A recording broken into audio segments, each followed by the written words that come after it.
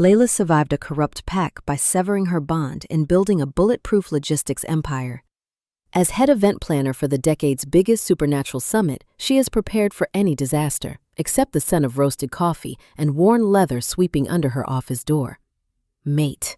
Panic short-circuits her pragmatic brain. Knowing the approaching Alpha King of the Northern Territories could ruin her carefully rebuilt life, Layla abandons her professional dignity and dives straight under her massive, solid oak desk. It's a flawless tactical retreat until the heavy footsteps stop, inches away.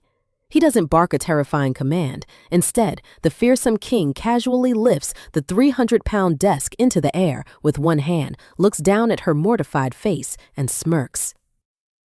Peekaboo. Welcome back to Linas Romantasy collection, the home of sharp-witted heroines and the alphas who would move mountains or mahogany desks just to see them smile. Quick question for the collection before we dive into today's chaos. Where are you listening from today? Drop your city in the comments, and if you have a pet currently judging your taste in alphas, just like Spike the cat, be sure to drop a black cat emoji so we can compare notes. Today, we have a story that is as funny as it is electric. It involves a very pragmatic Delta with a clipboard and an alpha king who thinks the best way to say hello is by lifting a 300-pound desk into the air. But before Gideon says peekaboo, if you want to support our empire and get early access to new batches of stories, hit that join button down below. Your membership keeps our lights on and ensures the stories keep coming. Now, take a deep breath. The Alpha King is looking, and Layla has nowhere left to hide. Let's read. Chapter 1. Are we entirely sure the floral vendor isn't running a clandestine smuggling ring on the side? Layla asked, her fingers tightly gripping the edges of her sleek acrylic organizer clipboard. She paced the length of her temporary summit office, a sprawling room adjacent to the main ballroom of Cresthaven Peaks. Cody leaned against a filing cabinet, flipping through a stack of invoices. He tapped his foot against the carpeted floor, a nervous habit that always surfaced when the budget ran thin. Unless they are smuggling incredibly rare orchids, I think we are just dealing with a standard markup, Layla. It's a supernatural council summit. Everything has a premium. If this event goes sideways, we'll be living out of my plum-colored sedan, Layla thought, pressing 2 fingers to her temple to ward off an impending headache. She adjusted the lapels of her tailored, breathable workwear. The dark gray fabric was specifically designed for the endless walking required to manage a grand ballroom. A premium is one thing. This floral budget is a financially crippling gamble. It completely drained our operational accounts for the quarter. We invoked a severance clause to get here, Cody reminded her gently, his optimistic tone a stark contrast to her mounting anxiety. Buying our freedom from the Red Creek pack wasn't cheap, but we survived it. We will survive some overpriced lilies. She's going to stress herself into an early grave before the guests even arrive, Cody mused internally, watching his sister carefully. I need to get her a strong cup of tea. Before Layla could respond, a sharp clatter echoed through the room. Spike, her notoriously mischievous domestic cat, had scaled the nearby credenza. With a flick of his tail and an air of absolute indifference, the feline casually batted a silver letter opener onto the hardwood floor. Spike, I am begging you to find a hobby that doesn't involve property damage, Layla sighed, walking over to retrieve the fallen item. She placed it securely inside her tote bag, ensuring the cat couldn't launch another attack. Spike merely blinked, demanding a treat with a soft, raspy meow. I'll take the remaining vendor contracts down to the loading dock, Cody said, gathering his paperwork. Try to breathe, Layla. The venue looks spectacular. Thank you, Cody. Have your earpiece on standby. Once the heavy suite door clicked shut behind her brother, silence settled over the office. Layla turned toward her massive, solid oak desk to review the seating chart one last time. Then it hit her. It wasn't a sound. It was a scent. A rich, grounding wave of roasted coffee beans, intricately woven with the distinct aroma of worn leather. It swept under the doorframe, instantly overwhelming her own natural fragrance of fresh apricots and rain-washed cedar. Layla froze. Her breath hitched. Her wolf surged forward in her mind, completely unprompted, howling a singular, terrifying truth of recognition. Mate. Chapter 2. Panic, sharp and unforgiving, flooded Layla's veins. It wasn't the thrill of romance. It was a sudden, icy jolt cascading down her spine. Her heart drummed a frantic, bruising rhythm against her ribs. Why do I always attract the complicated ones? Layla thought frantically, her hand shaking slightly as she placed her acrylic clipboard flat onto the oak desk. She knew exactly who that scent belonged to. Gideon, the Alpha King of the Northern Territories, was scheduled to tour the facility today. Out of all the powerful, imposing men in the supernatural community, fate had decided to tether her to the absolute apex predator. Her mind instantly flashed back to her previous alpha, Trenton, and the ruinous price she had paid to escape his control. The idea of being magically bound to another monarch triggered every survival instinct she possessed. The heavy footsteps in the corridor grew louder. They were measured, deliberate, and entirely too close.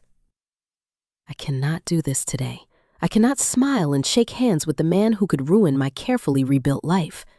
Layla reasoned, her pragmatic mind short-circuiting under the primal pressure of the mate bond. In a moment of pure, unfiltered desperation, Layla abandoned all her polished professionalism. She dropped to her knees on the plush carpet. Gripping the edge of her tailored slacks, she shimmied directly under the center cavity of her massive, solid oak office desk. She pulled her legs in tight, wrapping her arms around her knees, and prayed the shadows would conceal her. This is officially the most humiliating Tuesday of my entire existence, she muttered to herself, her voice barely a whisper in the confined space. Spike the cat, who had been lounging on a nearby velvet armchair, hopped down. He trotted over to the desk, poked his head underneath, and stared at Layla with blatant feline judgment. Don't look at me like that, Layla hissed quietly at the cat. I am executing a tactical retreat. The brass handle of her office door turned with a decisive click. The hinges swung open, and the scent of roasted coffee and leather intensified, filling every corner of the room. Layla squeezed her eyes shut, hoping against hope that he was just briefly inspecting the room and would leave. Just walk away. Please just verify the room is empty and go check the catering hall. Layla pleaded silently. Instead, the steady rhythmic sound of highly polished leather shoes stepped over the threshold. They paused just inside the doorway.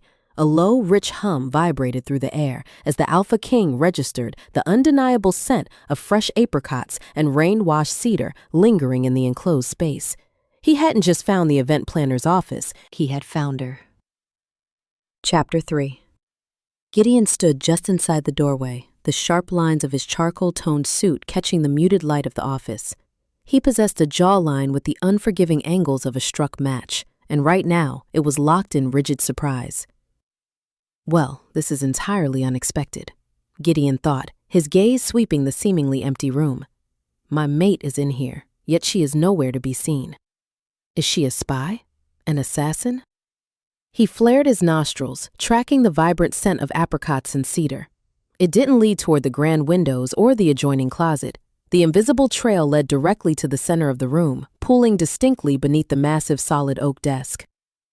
Gideon tilted his head, a lively spark of amusement breaking through his normally stoic demeanor. He carried the heavy burdens of his crown with quiet dignity every single day, enduring endless meetings and sycophantic politicians. Finding his fated mate hiding like a startled field mouse was the most entertaining thing that had happened to him in a decade. From beneath the desk, Layla watched a pair of impeccably shined leather shoes walk slowly across the carpet. They stopped mere inches from her hiding spot. She held her breath, entirely frozen. Perhaps if I remain perfectly still, his alpha vision is based on movement, Layla thought, her pragmatic brain grasping at utterly ridiculous theories to delay the inevitable. Gideon didn't bark in order. He didn't use an oppressive alpha command to drag her out. Instead, he reached down. Layla watched a large hand, adorned with a heavy royal signet ring on the right index finger, firmly grip the thick wooden edge of her desk. With a casual, terrifying display of raw supernatural strength, Gideon lifted the entire, several hundred-pound piece of solid oak straight into the air with a single hand. He held it suspended effortlessly, entirely removing her wooden shield. Layla blinked against the sudden exposure to the overhead lights. She looked up. Towering above her, Gideon looked down. His expression was a perfect portrait of quiet nobility, save for the gentle, entirely charmed smirk playing at the corners of his mouth. "Peekaboo," the Alpha King said, his voice a deep, resonant rumble that sent a thrilling shiver straight down her spine. Spike, entirely unfazed by the floating furniture, used the opportunity to saunter directly between Gideon's polished shoes, demanding a petting from the monarch. Layla sat frozen on the carpet, staring up at the man holding her office decor hostage, realizing her tactical retreat had failed spectacularly. Chapter 4. The silence in the room stretched, thick with tension and the combined scents of coffee and apricots. Gideon held the heavy desk aloft, waiting for the traditional response. Most wolves would grovel, bare their throats, or stammer out a terrified apology when faced with a king. She is so fiercely beautiful, Gideon observed internally, his eyes tracing the elegant twist of her hair and the practical cut of her dark gray workwear. Now she will likely apologize and tremble. They always tremble. Layla did not tremble. Drawing a deep breath, she smoothly pushed herself up from the carpet. She took a moment to brush an invisible speck of dust from her slacks, her posture straightening into a line of absolute professional defiance. Treat him like a vendor, Layla coached herself fiercely. A very large, extremely intimidating vendor who can lift furniture like it's made of cardboard. While I appreciate a thorough structural inspection of the venue's furnishings, Your Majesty, Layla said, her voice remarkably steady, I would greatly appreciate it if you put my desk back. We have a rather strict schedule to maintain. Gideon blinked. The gentle smirk vanished, replaced by genuine shock. Slowly, he lowered the massive solid oak desk back onto the carpet, ensuring it landed exactly on its previous indentations without a single sound. "You are the head planner," Gideon stated, his deep voice carrying a note of newfound respect. "Layla, Free Delta and owner of this logistics firm," she replied. She reached down, smoothly retrieving her sleek acrylic organizer clipboard from the desktop where she had left it earlier. She pulled a printed itinerary from beneath the metal clip and extended her arm, holding the paper out to him. If you are looking for a tour, the southern wing is prepared for your security detail, she continued briskly. Please review these protocols. The perimeter checks are required by 3 o'clock. Gideon stared at the clipboard, then at her. He reached out, his fingers briefly brushing hers. A sharp jolt of electricity sparked between them, causing both to subtly inhale. He took the paper. She didn't flinch. She handed me a chore, Gideon realized, his chest expanding with an unexpected surge of joy. Astounding. I will review them immediately, Layla, he promised softly, committing the exact sound of her name to memory. Without demanding a bow, the Alpha King turned and exited the office, leaving the door perfectly intact. As his footsteps faded, Layla sank into her velvet armchair, finally letting out a long, shaky exhale. She had survived the first encounter, but she knew the real challenge had only just begun. Chapter 5.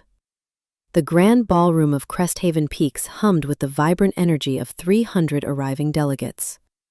Layla stood near the eastern archway, pressing 2 fingers against her customized summit earpiece to muffle the ambient noise. Her dark gray workwear allowed her to blend seamlessly into the bustling environment, a deliberate tactical choice she often relied upon. Cody, please confirm the floral arrangements are secure, Layla murmured, her eyes continuously scanning the crowded floor. "Secure and looking excessively luxurious," Cody's lively voice crackled back through the earpiece. "Also, you have a very large shadow tracking your movements. The king is approaching from 12 o'clock. He is absolutely relentless, Layla thought, a sudden flush of warmth rising to her pale cheeks. I am trying to run a highly demanding logistical operation, and he is playing an aristocratic game of hide and seek. Gideon's imposing figure effortlessly parted the sea of supernatural diplomats. His tailored, charcoal-toned suit moved with fluid grace. The comforting scent of roasted coffee beans and worn leather drifted over the crowd, a clear warning of his approach. Instead of holding her ground, Layla executed a crisp pivot, sliding her sleek acrylic organizer clipboard securely against her side. She vanished down a restricted service corridor before he could bridge the gap. For the next 2 hours, the summit transformed into a highly sophisticated game of evasion. Whenever Gideon casually strolled toward the main registration tables, Layla was miraculously required at the audiovisual control booth. When he attended the opening brunch buffet, she suddenly discovered a critical error in the coat check room that required her immediate attention. She professionally outmaneuvered him at every turn, relying entirely on her intimate knowledge of the labyrinthine venue. She moves like a phantom through these halls. Gideon mused internally, politely nodding at a chatty ambassador while keeping a sharp eye on the swinging service doors. It is profoundly frustrating, yet I cannot deny how incredibly impressive it is. However, I will not be ignored all day. The elaborate game finally concluded in the secluded catering wing. Layla had ducked inside the preparation area to inspect the pastry platters, assuming she was entirely safe amidst the clattering silver trays and busy kitchen staff. The heavy metallic doors pushed open, and Gideon stepped inside, instantly filling the narrow aisle with his towering frame. Layla froze, her fingers hovering inches from a tray of delicate fruit tarts. "You are an exceptionally difficult woman to locate," Gideon stated, his voice a rich, resonant rumble that carried over the kitchen noise. He stepped forward, deliberately positioning himself to block the primary exit. "I am working, Your Majesty," Layla replied smoothly. She turned to face him, tightly gripping her acrylic clipboard as a protective barrier. "The logistics of this summit require my constant, undivided vigilance. I am demanding exactly 5 minutes of your time," Gideon countered gently. His gaze swept over her, taking in her secure, elegant hair twist and defiant posture. No earpiece, no running away down secret hallways. If I refuse him, he might decide to lift another massive piece of furniture just to prove a point, Layla reasoned, letting out a soft, resigned sigh. She raised a finger and tapped her earpiece. "Cody, I am stepping off the grid for precisely 5 minutes. Monitor the southern entrance." She dropped her hand and looked up at the Alpha King, her expression guarded but curious. 5 minutes, she agreed, her voice steady. "The clock is officially ticking. What is it that requires the immediate attention of the event planner?" "I sincerely doubt you followed me into the kitchens to discuss the seating arrangements for the evening gala." Gideon offered a devastatingly handsome smile, leaning casually against a stainless steel prep counter. "Actually, Layla, I came to discuss you." Chapter 6. "Discuss me?" Layla echoed, her eyebrows raised in mild disbelief. She adjusted her grip on her acrylic clipboard, ensuring it remained squarely between them. "I am a Free Delta organizing a major summit. There is nothing remotely interesting about me to discuss." "I strongly disagree," Gideon replied, his tone conversational yet intensely focused. The scent of roasted coffee beans and worn leather wrapped around her, steadying her racing pulse despite her best efforts to resist it. He didn't push into her personal space, he merely observed her. "You managed to evade me for 2 hours. You command a room without raising your voice. And yesterday, you chose to hide under a desk rather than greet me. You are a fascinating contradiction." He notices entirely too much, Layla thought, maintaining her intense, unblinking stare to evaluate his honesty. "I need to steer this conversation back to strictly professional matters before he uncovers my actual insecurities." "I assure you, hiding under the desk was merely a spontaneous architectural inspection," Layla said smoothly, employing her wit as a familiar shield. "As for the rest, it is simply good business. Surviving in this industry requires a certain level of tactical awareness." Gideon chuckled, a warm sound that briefly softened the sharp angles of his jawline. "Tactical awareness, is that what you call running from your mate?" The word hung in the air between them, heavy and undeniable. Layla stiffened, her posture turning rigid. "We are not having this conversation. I am a severed wolf running a logistics firm. I do not have the time or the inclination to entertain a biological bond with a reigning monarch. My life is complicated enough." She is terrified of the power dynamic, Gideon realized internally, catching the brief flash of vulnerability in her eyes before she masked it. I must tread carefully. I want a partner, not a frightened subject.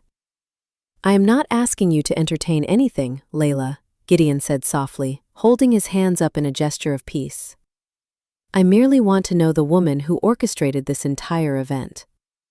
I want to know why she prefers the scent of fresh apricots and rain-washed cedar over the usual floral perfumes.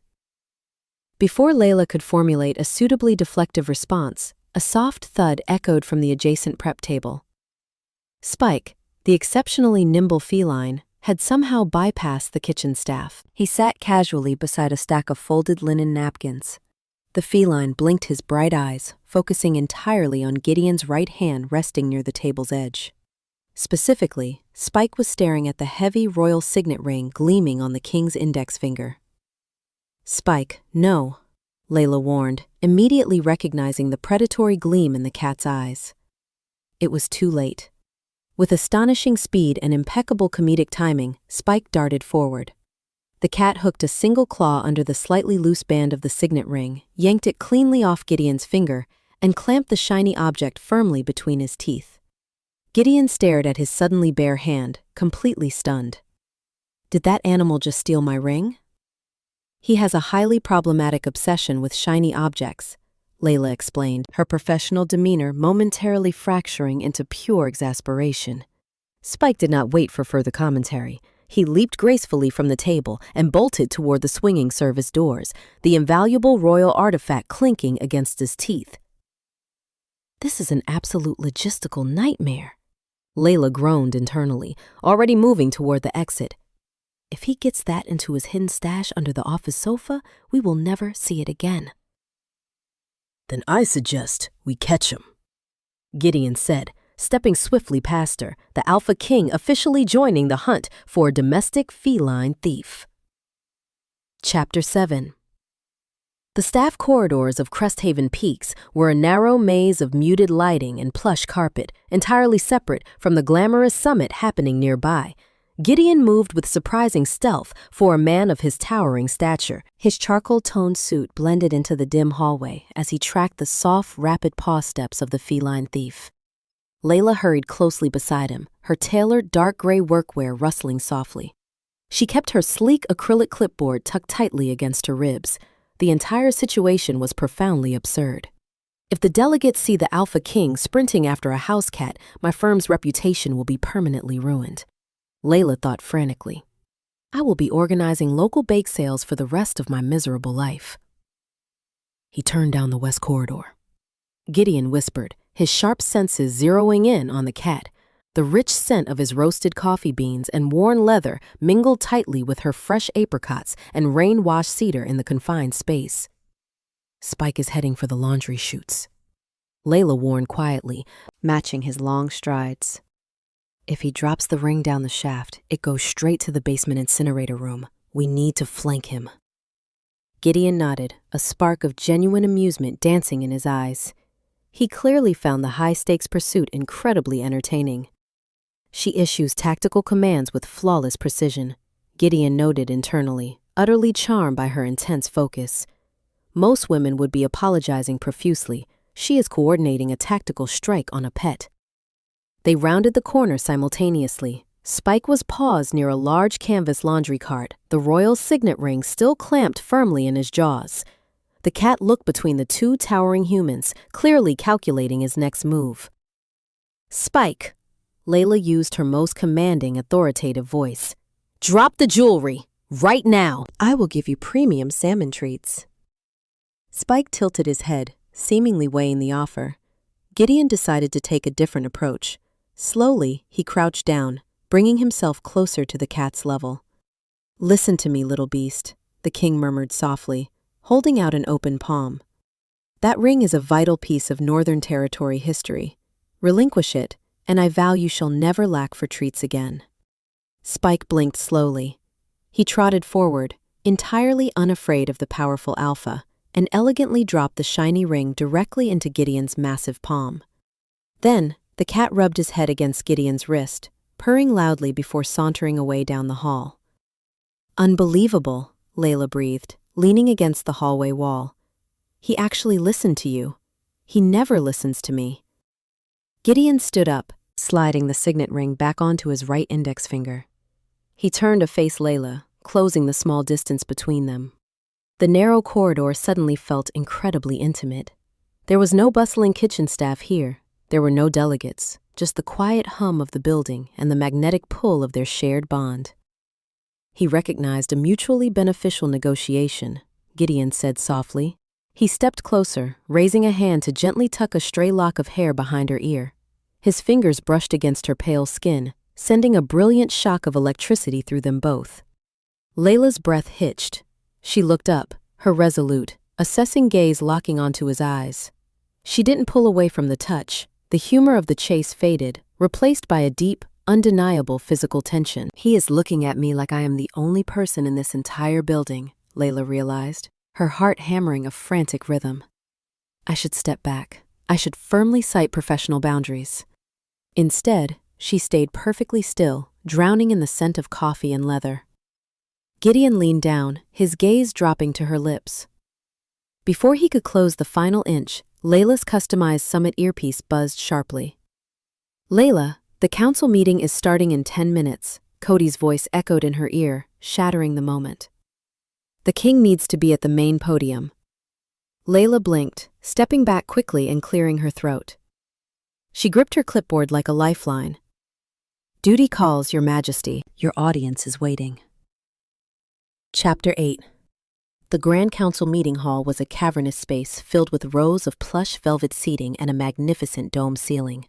Hundreds of delegates from various supernatural factions murmured amongst themselves, the collective noise a low, steady rumble. Layla stood at the far back of the room, positioned near the main exit doors. She adjusted her customized summit earpiece, ensuring the audio feeds were perfectly balanced. Her dark gray workwear remained immaculate, and she held her sleek acrylic organizer clipboard securely in her hands. That moment in the hallway was entirely too close, Layla chided herself, actively trying to steady her breathing. "I need to focus on the schedule. He is the Alpha King. I am simply the logistical orchestrator." At the front of the room, Gideon stepped up to the polished wooden podium. The ambient chatter instantly ceased. His imposing presence commanded absolute silence without him having to utter a single syllable. In his tailored, charcoal-toned suit, he looked every inch the powerful monarch he was. The royal signet ring gleamed safely on his right index finger under the stage lights. "Delegates, honored guests," Gideon began, his rich, resonant voice carrying perfectly across the vast room. "We gather today not merely to discuss borders and trade, but to forge a unified future." Layla watched him speak. He was articulate, commanding, and possessed a quiet dignity that was undeniably magnetic. The scent of roasted coffee beans and worn leather seemed to drift all the way to the back of the hall, wrapping securely around her senses. Despite her fierce independence and lingering trauma regarding powerful alphas, she could not deny the profound respect blossoming in her chest. He was fundamentally different from Trenton. Gideon didn't lead through fear or oppressive dominance. He led through steady strength and genuine care. Without realizing it, Layla relaxed her posture. She offered him a long, appreciative, intense stare, letting her guard drop entirely in the safety of the shadows. From the podium, Gideon swept his gaze across the audience, maintaining perfect eye contact with the delegates. However, his sharp alpha vision easily cut through the dim lighting at the back of the room. He found Layla standing near the exit. He saw the subtle shift in her stance. He saw the genuine admiration radiating from her unblinking gaze. "She is looking at me like I hung the moon," Gideon realized. A sudden, overwhelming wave of emotion crashing into his chest. "My fiercely independent, brilliant mate is truly seeing me."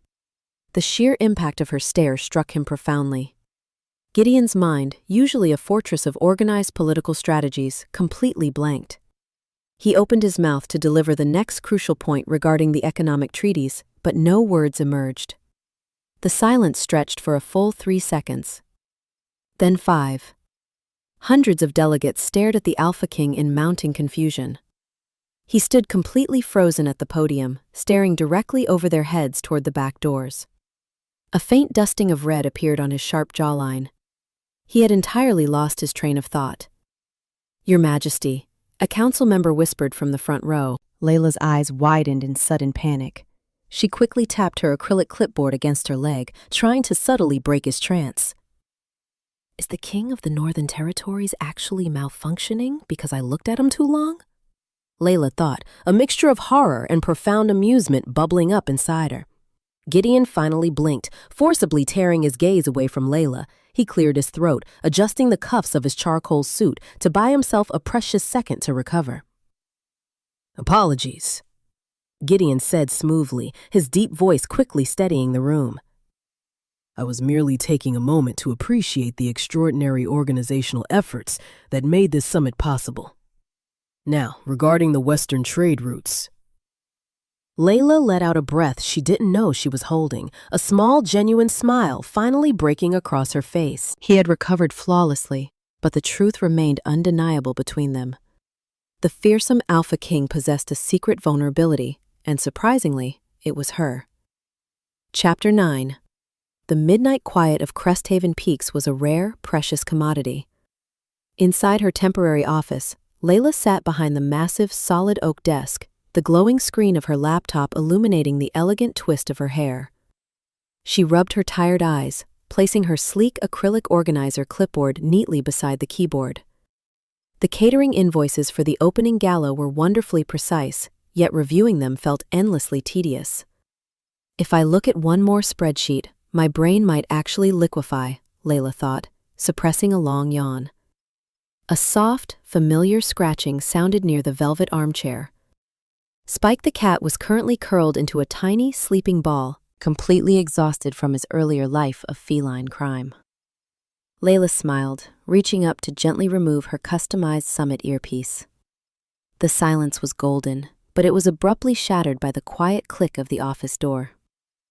The rich, grounding scent of roasted coffee beans and worn leather immediately flooded the room, easily overpowering the lingering aroma of her fresh apricots and rain-washed cedar. Layla didn't scramble under the furniture this time. She merely looked up as Gideon stepped through the doorway. He had discarded his tailored suit jacket, standing before her in a crisp white dress shirt and his charcoal-toned slacks. He held 2 steaming paper coffee cups in his large hands. The royal signet ring gleamed securely on his right index finger.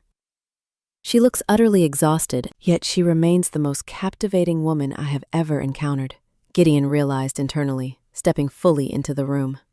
"I was informed that the logistics director runs entirely on caffeine and sheer stubbornness after 11 o'clock, Gideon murmured, his deep voice keeping a respectful, hushed volume.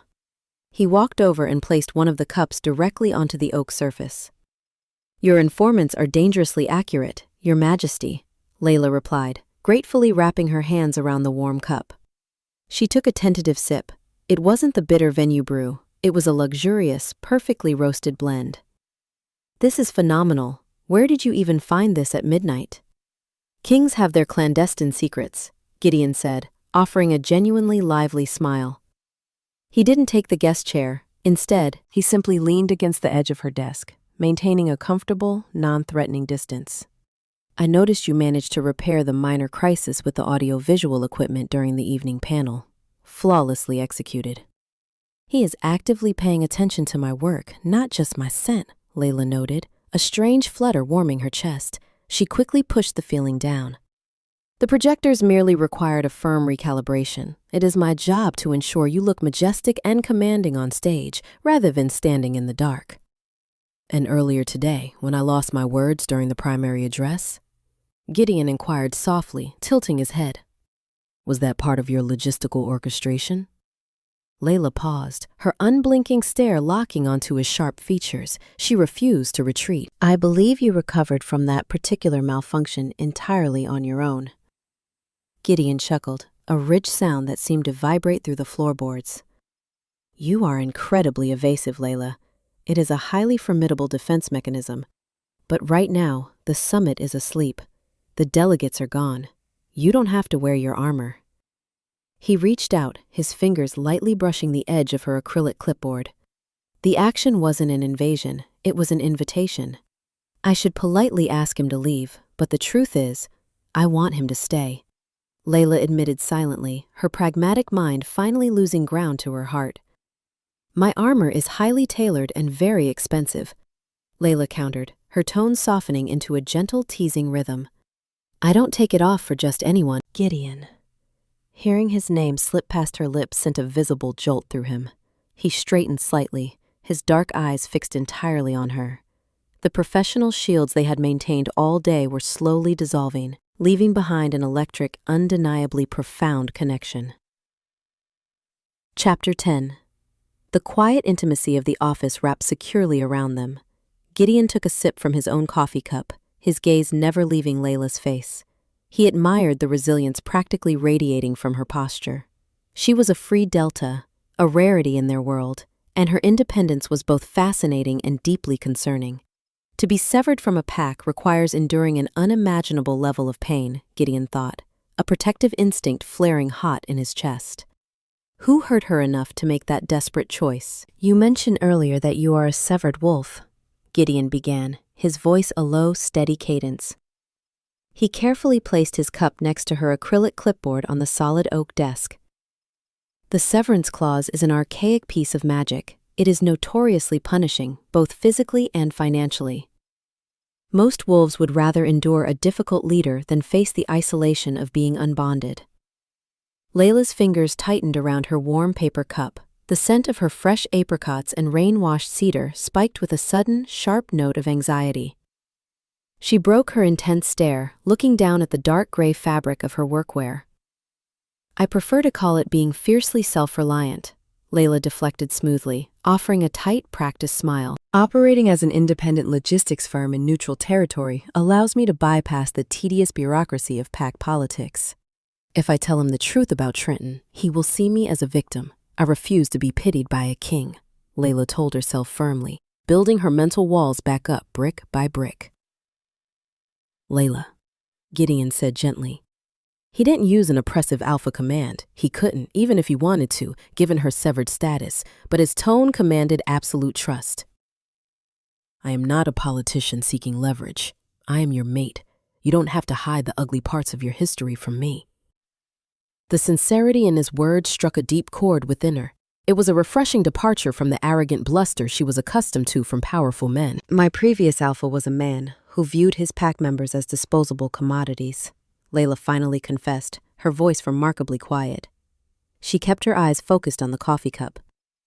When his personal debts threatened to consume his leadership, he decided my budding business was the perfect asset to seize and liquidate.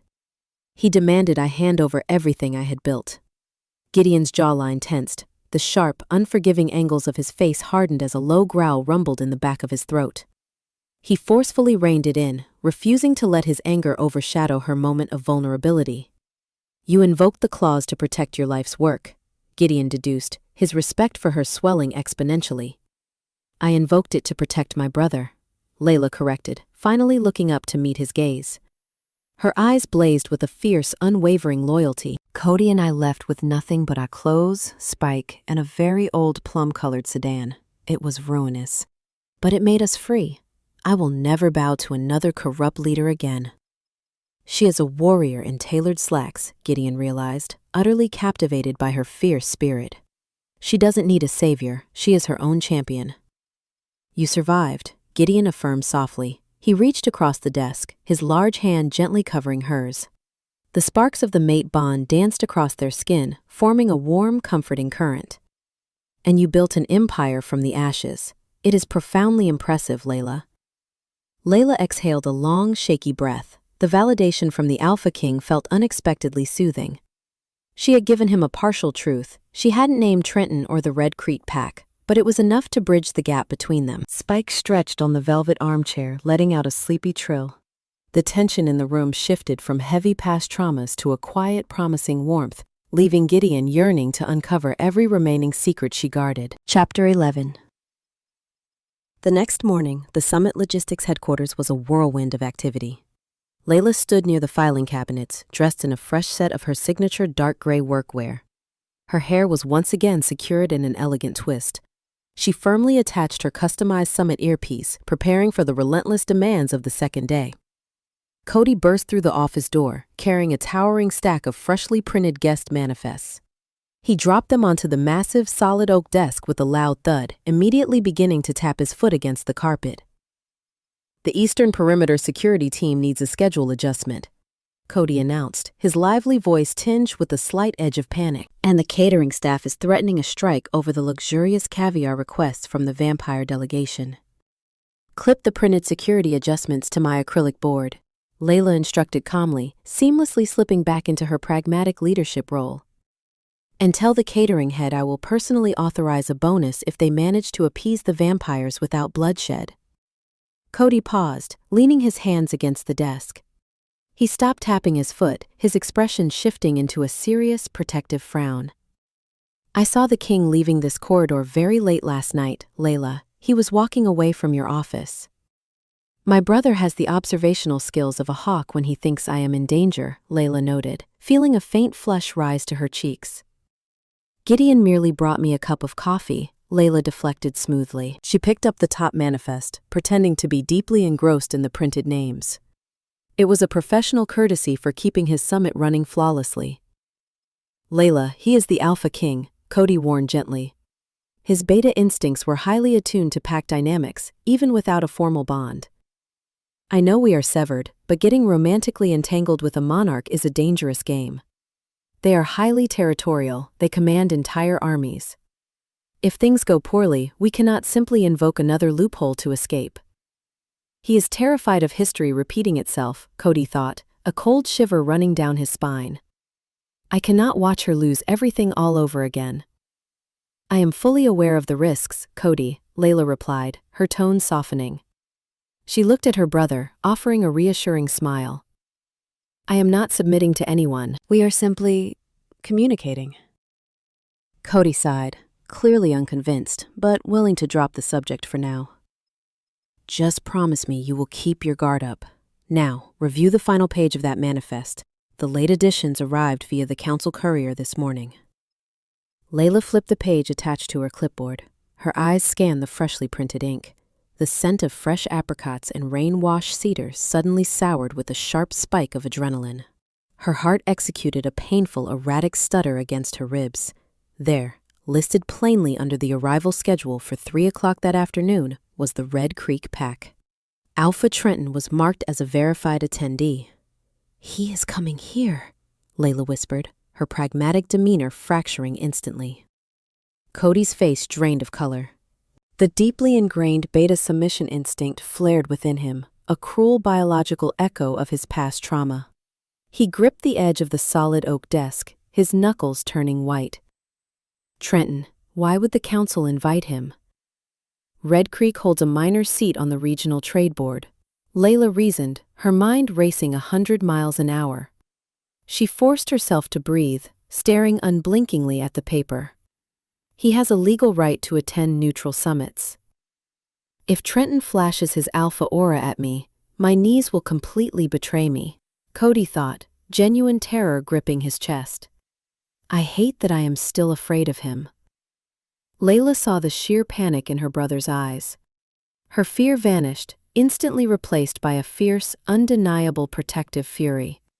She would not allow Trenton to humiliate her family again. Chapter 12. Layla stood completely still in the center of the office, her mind rapidly constructing a tactical defense. She clutched her sleek acrylic organizer clipboard so tightly her fingers ached. The revelation of Trenton's impending arrival hung in the air like a toxic cloud. Spike the cat, sensing the sudden distress, hopped up onto the solid oak desk and nudged his head against Layla's arm, offering a rare moment of feline comfort. "We need to pack up," Cody said, his voice trembling slightly. He began blindly gathering invoices, his lively optimism entirely crushed. "We can manage the rest of the summit remotely. I will pull the plum-colored sedan around to the loading dock." "Stop," Layla commanded firmly. She reached out, placing a steadying hand on her brother's shoulder.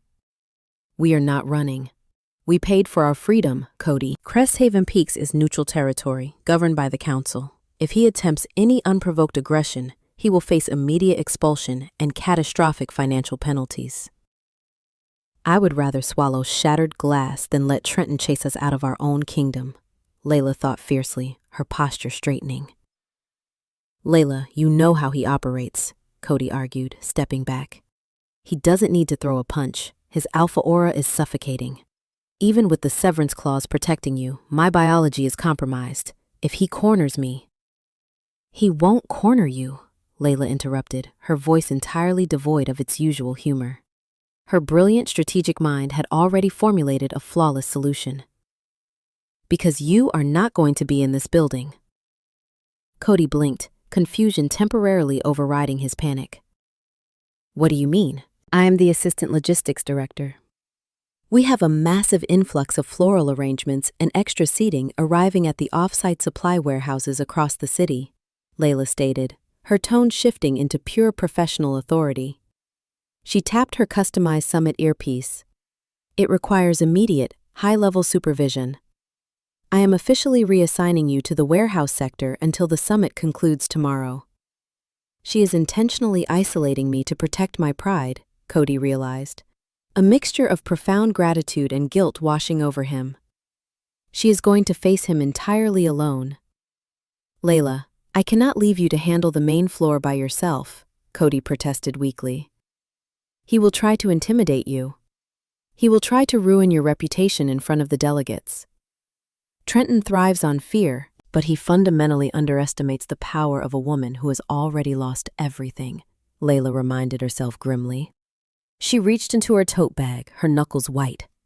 This is my battle, and I will dismantle him with protocol and precision.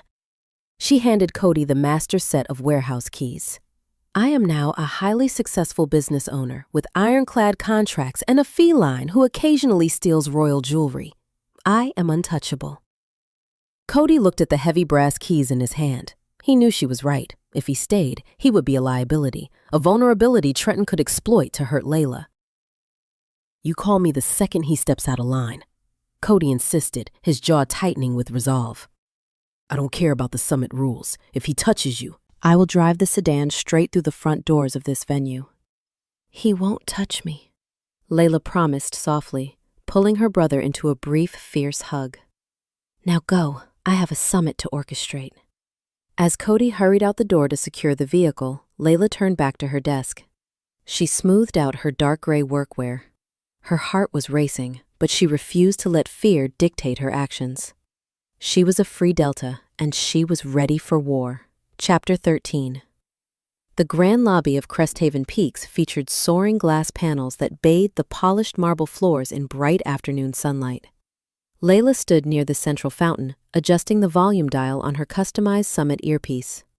Her tailored dark gray workwear remained impeccably crisp despite the mounting hours of relentless coordination. She held her sleek acrylic organizer clipboard tightly against her side, ticking off the final vendor arrivals with the silver pen she pulled from her pocket. If this caterer complains about the loading dock spacing one more time, I will personally assign him to the parking garage. Layla mused quietly, forcing a polite nod at a passing delegate. From a nearby seating alcove, Gideon observed her. He wore a fresh charcoal-toned suit, the fabric moving fluidly over his towering frame. The royal signet ring gleamed securely on his right index finger as he held a crystal glass of sparkling water. He deeply admired how she commanded the massive space without ever needing to raise her voice. She manages this supernatural chaos with the precision of a seasoned battlefield tactician, Gideon thought, a gentle smile touching the sharp angles of his jawline. I could watch her orchestrate this madness all day. At exactly 3 o'clock, the ambient hum of the lobby shifted drastically. The heavy mahogany double doors swung open, pulled wide by the venue staff. A harsh, acrid scent of bitter pine and damp soil rolled into the elegant space, instantly overpowering the delicate floral arrangements. Layla's posture locked into rigid stillness. Her heart hammered a frantic, erratic rhythm against her ribs. The familiar, oppressive scent triggered a cascade of buried memories. My lungs refused to draw air. Keep it together, Layla. He cannot hurt you here, she chanted internally, fighting the immediate, overwhelming urge to retreat to her office.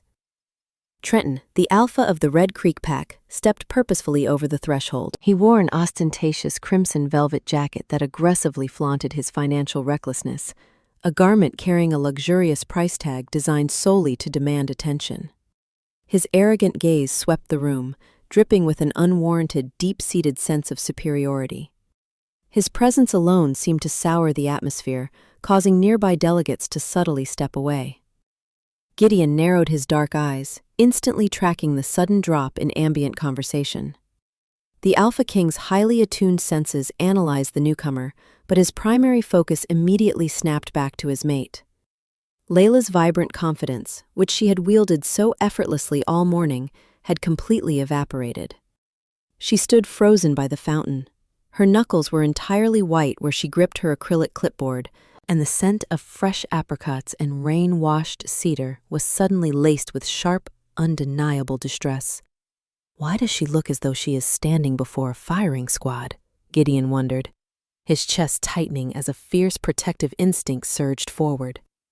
Who is this arrogant fool, and why does he terrify my equal? The rich, grounding aroma of roasted coffee beans and worn leather flared aggressively from Gideon, a silent warning to the room. He set his crystal glass down onto a side table with a definitive click. Layla did not look in Gideon's direction. Instead, she turned sharply on her heel. Maintaining a brisk, strictly professional pace, she walked directly toward the restricted service corridors, actively avoiding any possibility of intercepting the new arrival. Gideon did not follow her immediately. He understood she needed a moment to construct her defenses. Instead, he stood up slowly, keeping his gaze locked on Trenton. He committed the Red Creek Alpha's face to memory, a cold, calculating determination settling over him. He was going to uncover exactly why that man had driven Layla into the shadows. Chapter 14.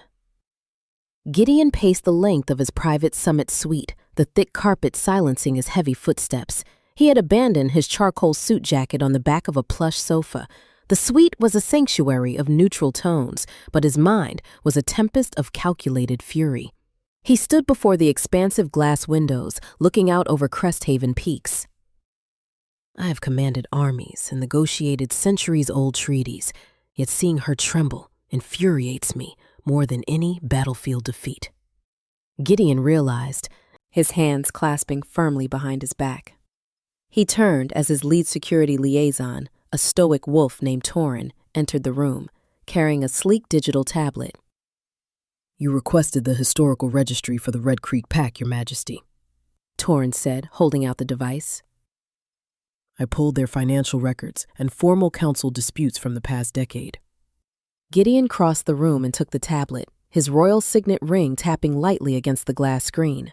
He swiped through the encrypted files, scanning the data with practiced efficiency. Layla had told him her previous alpha viewed his people as disposable commodities. She mentioned a budding business and staggering debts. Let us see the true measure of this arrogant man, Gideon thought, his jaw tightening as the digital ink outlined a long history of profound financial mismanagement. Trenton's record was a glaring testament to his greed. The documents detailed massive gambling losses and aggressive internal taxation. Then, Gideon found the specific council addendum filed exactly 5 years ago. It was a formal legal registration of the severance clause. The listed applicants were Layla and Cody. The cost associated with buying their freedom was listed right there on the screen. It was an astronomical fee, a completely ruinous sum that would take a normal citizen a lifetime to accumulate. Trenton had legally attempted to seize Layla's logistics firm to cover his own catastrophic debts, leaving her no choice but to bankrupt herself to escape his jurisdiction. He tried to steal her life's work simply because he lacked the discipline to govern his own ledgers, Gideon seethed internally, a low, dangerous rumble echoing in his chest. He stripped her of everything, forcing her to rebuild from utter nothingness. Gideon handed the tablet back to Torin. The pieces of the puzzle locked together perfectly. Trenton was the monster from Layla's past.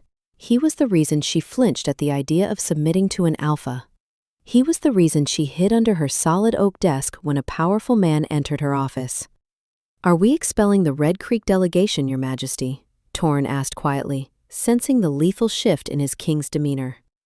No, Gideon replied, his voice a dark, resonant calm. He walked over to the sofa and retrieved his suit jacket, sliding it smoothly over his shoulders. Cresthaven Peaks is neutral territory. Expelling him without provocation would violate the summit treaties and undermine Layla's professional event. She is a tactician, and she would despise me if I ruined her flawless logistical operation over a personal vendetta, Gideon reminded himself, meticulously adjusting his cuffs. We will let him remain, Gideon commanded, heading toward the suite door. The scent of roasted coffee beans and worn leather intensified, carrying a sharp edge of predatory focus. However, keep a detailed watch on his movements. If he approaches the event planner, I want to be notified immediately. He will not intimidate her in my presence. Chapter 15. The grand hallway of the Summit Center was an architectural marvel of polished stone and towering arches, designed to facilitate quiet, diplomatic conversations. Layla walked briskly down the center of the corridor, her tailored dark gray workwear blending into the shadows of the afternoon. She clutched her sleek acrylic organizer clipboard tightly to her chest, using it as a familiar physical barrier against the mounting anxiety. Cody was safely managing the supply warehouse across the city. Layla had intentionally isolated her brother from this exact location, securing his peace of mind. She was entirely alone. If I can just reach the audiovisual booth, I can monitor the floor remotely until the evening gala begins. Layla reasoned internally, her sensible shoes clicking softly against the marble tiles. Well, if it isn't my most stubborn runaway investment. A harsh, deeply unpleasant voice echoed through the vast hallway. Layla stopped. The sound scraped against her nerves like jagged metal. She took a slow, deliberate breath, forcing her spine into a rigid line of defiance before turning around. Trenton stood 20 feet away, blocking her path to the main lobby. His ostentatious crimson velvet jacket looked entirely out of place in the sophisticated corridor. He smiled, a cruel, mocking expression that failed to reach his cold eyes. The bitter scent of pine and damp soil flooded the space, suffocating her own subtle fragrance of fresh apricots and rain-washed cedar. Alpha Trenton? Layla greeted, her voice remarkably even. She did not offer a bow. She did not lower her gaze. Welcome to Cresthaven Peaks. If you require registration assistance, the front desk is fully staffed. Treat him like a minor inconvenience, not a monster. Layla coached herself, maintaining her intense, unblinking stare to project absolute confidence. Trenton scoffed, stepping closer. You always possessed a uniquely irritating level of arrogance, Layla. I see abandoning your pack hasn't taught you proper humility. You drained your accounts to escape me, only to end up fetching coffee for the council. I own the logistics firm organizing this entire event, Layla corrected sharply, tapping her silver pen against her clipboard. I do not fetch coffee for anyone. Trenton's cruel smile vanished. His eyes flashed a vibrant, unnatural gold. Instead of continuing the verbal debate, he released his alpha aura entirely. The oppressive dominance surged outward, crashing into Layla with a sudden, breathless force. It was a heavy, suffocating pressure designed to physically crush a lesser wolf's spirit and force them to their knees. Before the severance clause, this exact aura would have buckled her legs instantly. He thinks he can still command me. He thinks I am still that terrified girl in his office, Layla realized, a fierce, blazing anger burning away the last remnants of her fear. The heavy pressure washed over her, but it found no magical anchor. Because she was a free delta, the command slid off her like water over smooth glass. She did not tremble. She did not drop her acrylic clipboard. Layla stood tall, entirely unaffected by his supernatural display. Your parlor tricks hold zero authority here, Trenton, she stated, her tone dripping with icy professionalism. You are wasting your energy. Trenton stared at her, genuine shock breaking through his arrogant facade. He took an aggressive step forward, raising his hand in a clear threat of physical intimidation. Above them, unnoticed in the shadowed alcove of the second-floor balcony, Gideon watched the entire exchange. His hands gripped the marble railing with lethal force, ready to intervene the second the Red Creek Alpha crossed the line. Chapter 16. The silence in the grand hallway stretched, taut and dangerously fragile. Trenton lowered his hand, realizing his magical dominance had entirely failed. Instead of retreating, he shifted his tactics to the one arena he believed he still controlled, her professional livelihood. You think a piece of archaic severance magic makes you invincible? Trenton sneered, closing the distance until he stood just a few feet away. His bitter scent of pine was overwhelmingly abrasive. I sit on the regional trade board, Layla. One word from me to the council, and your little logistics firm will be blacklisted from every lucrative contract in the territory. I will personally ensure your business turns to ash. He truly believes a pathetic threat to my contracts will break me, after everything I have already survived, Layla thought, a dry, incredulous amusement bubbling up beneath her anger. From the shadowed balcony above, Gideon's muscles coiled tight beneath his charcoal-toned suit. The Alpha King's jaw locked rigidly. The sheer audacity of the Red Creek leader threatening his mate in his own territory pushed him dangerously close to shifting into his wolf form right there on the marble landing. I could tear him apart before he even registers the movement, Gideon seethed internally, his dark eyes fixed on Trenton's throat. I could end this miserable tyrant right now. Gideon stepped forward, preparing to vault over the intricate railing, but he stopped. He looked at Layla, really looked at her. She wasn't shrinking away. She wasn't looking around for someone to rescue her. Layla calmly unclipped a specific printed document from her sleek acrylic organizer clipboard. She held the paper up, her unblinking stare locking directly onto Trenton's eyes. I highly recommend you review the summit penal codes you signed upon entry, Alpha Trenton, Layla said, her voice echoing clearly through the corridor with uncompromising authority. Specifically, Section 4, Paragraph 2. Trenton narrowed his eyes, refusing to look at the paper. I don't care about your bureaucratic nonsense. You should. Layla countered smoothly, her dark gray workwear making her look like a formidable executive judge. It explicitly states that any visiting delegate who attempts extortion, sabotage, or unprovoked intimidation against venue staff will face immediate expulsion.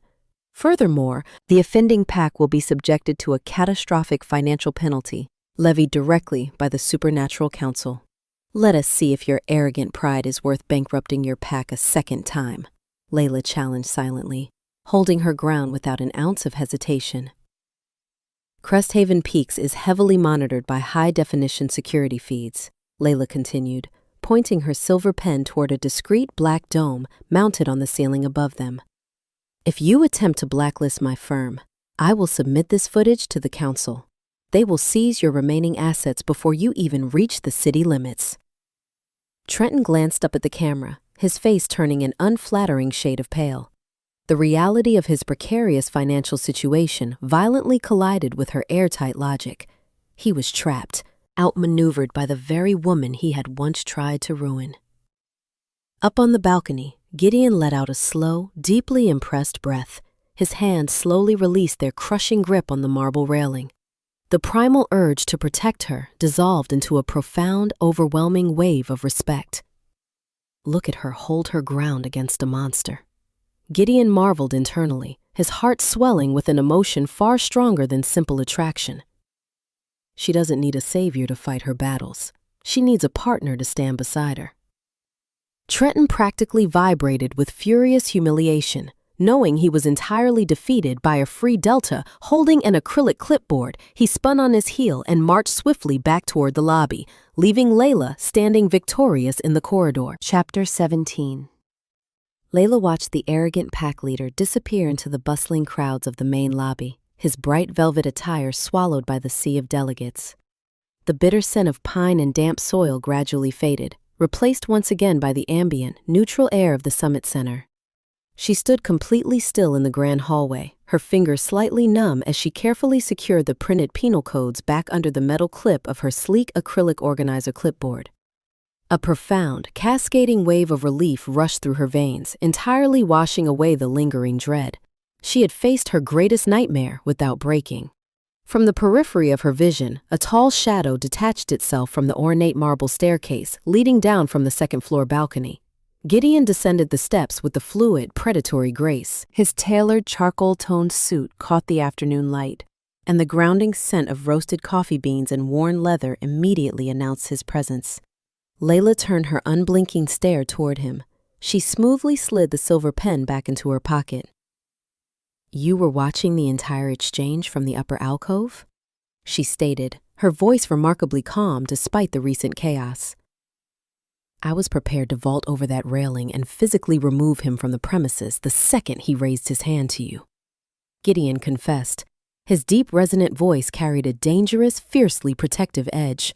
He closed the remaining distance between them, stopping just a few feet away. But you had the situation flawlessly managed. You dismantled a territorial alpha with a clipboard and a thorough understanding of bureaucratic penal codes. I am the event planner, Your Majesty, Layla replied, a faint, genuine smile touching her lips. I take my venue regulations incredibly seriously. Ensuring disruptive guests adhere to the established protocols is simply a fundamental part of the job. Gideon did not return the smile immediately. His sharp jawline remained tense, his dark eyes searching her face for any hidden signs of distress. My lead security liaison pulled the council registry this afternoon, Layla. I saw the official documentation. I know exactly what he attempted to steal from you, and I know the devastating price you paid for the severance clause. Layla's breath hitched slightly, but she did not look away. The truth was fully exposed, stripping away the last of her professional armor. He is a tyrant who compensates for his profound inadequacies through intimidation, Gideon continued softly, stepping closer. He reached out, his hand hovering briefly before he gently tucked a stray lock of hair behind her ear. Watching you stand your ground against him was the most magnificent display of courage I have ever witnessed.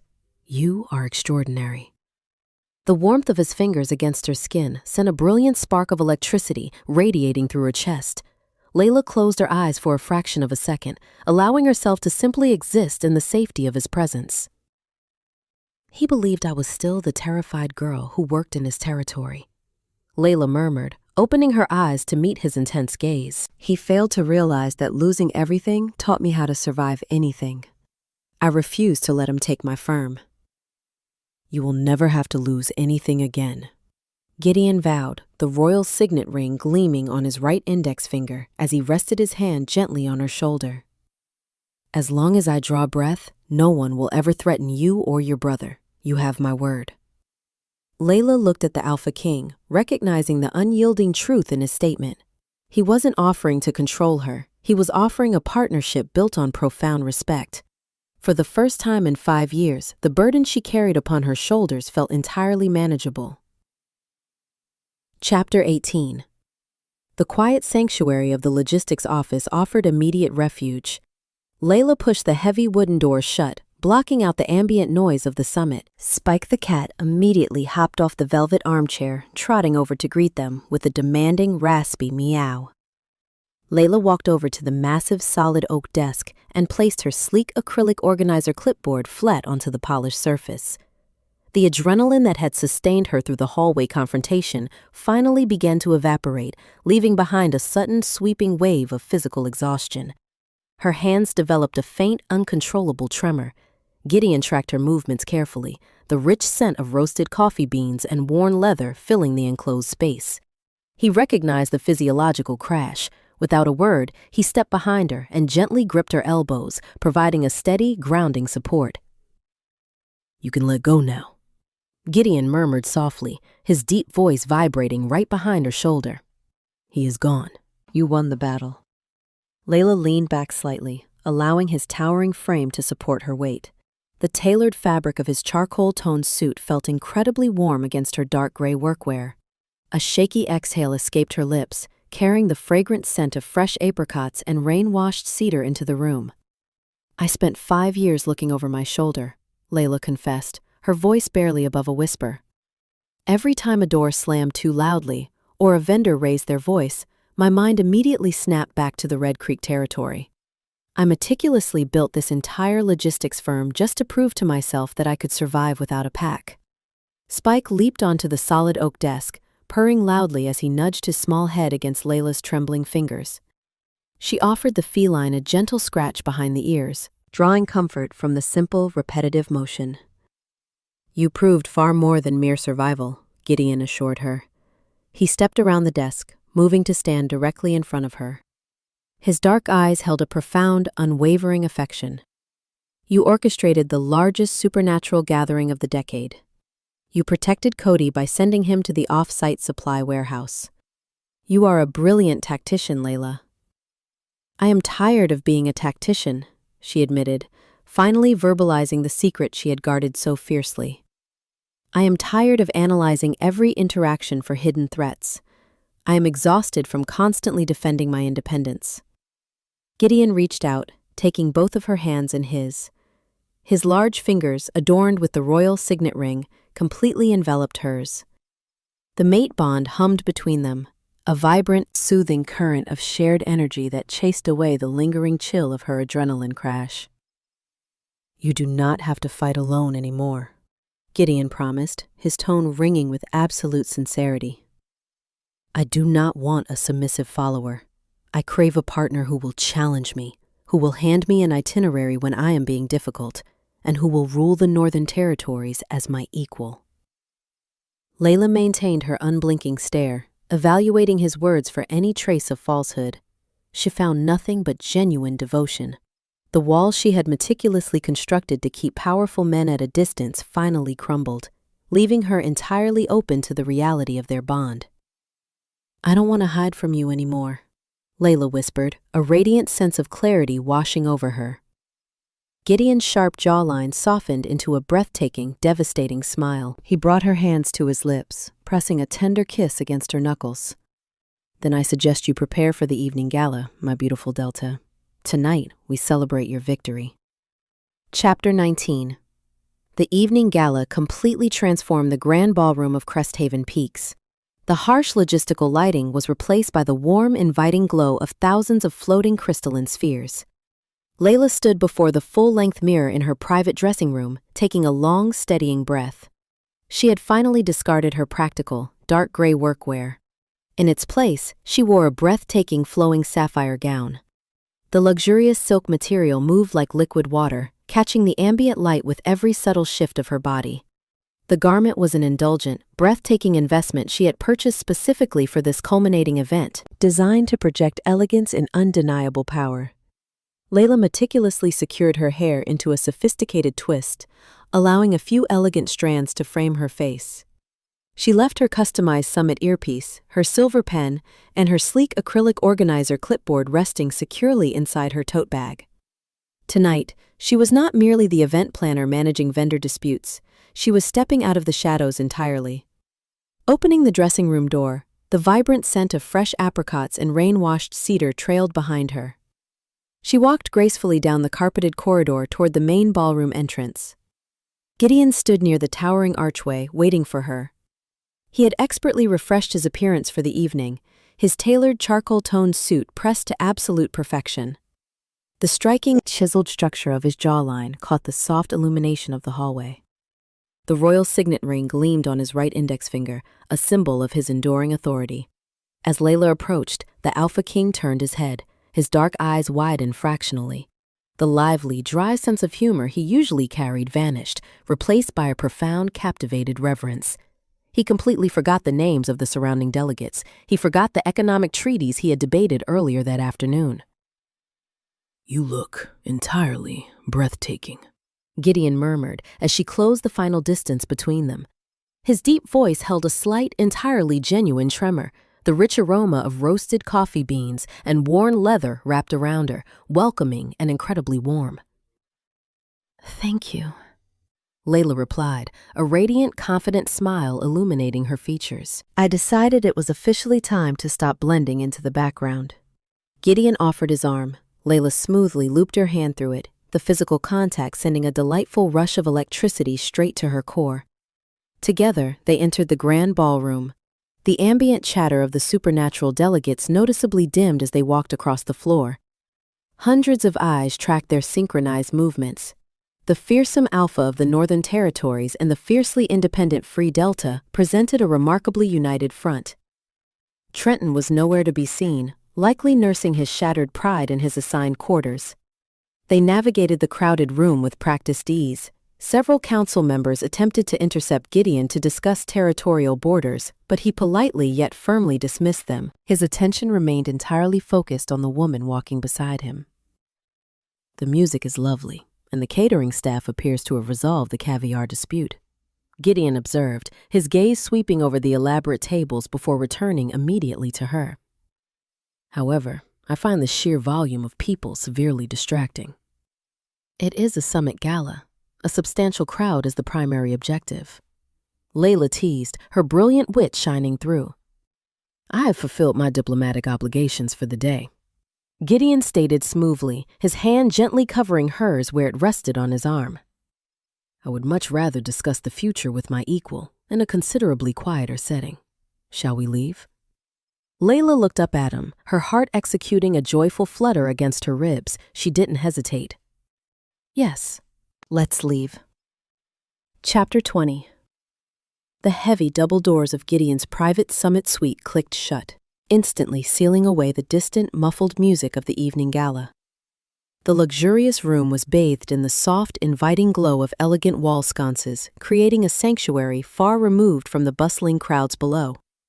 Layla stepped further into the center of the expansive suite, the flowing silk of her sapphire gown brushing softly against the plush carpet. The rich, grounding scent of roasted coffee beans and worn leather permeated every corner of the room, deeply intoxicating and entirely his. Gideon remained near the door for a brief moment, simply watching her with an expression of pure reverence. He slowly unbuttoned his tailored, charcoal-toned suit jacket, tossing it casually onto the back of a nearby velvet sofa. He looked imposing, yet incredibly vulnerable. The typically severe contours of his face softened by overwhelming affection. Are you entirely certain about this, Layla? Gideon asked, his resonant voice dropping to a quiet, intensely focused murmur. He took a slow, deliberate step forward, refusing to rush her. Because once we truly cross this threshold and acknowledge the bond, I will never let you slip away into the shadows again. You will be my equal in all things. Layla turned to face him. The lingering anxieties that had haunted her for 5 long years were completely gone, replaced by a radiant, undeniable certainty. She didn't need her sleek acrylic clipboard or her pragmatic dark gray workwear to protect her anymore. She was entirely safe here. I told you, Gideon, I am completely done hiding, Layla answered softly. Her unblinking stare met his dark eyes, projecting complete, unwavering trust. The fragrant aroma of fresh apricots and rain-washed cedar blossomed vibrantly in the air, offering a clear, biological invitation. Gideon closed the remaining distance between them. He raised his hands, his large fingers gently framing her face. The royal signet ring felt pleasantly cool against her heated skin. He stroked her cheekbones with an almost reverent touch, seemingly terrified of breaking the beautiful reality they had finally reached. You are the most magnificent woman I have ever known, he whispered, his breath ghosting gently over her lips. Layla leaned up, eagerly eliminating the final fraction of space.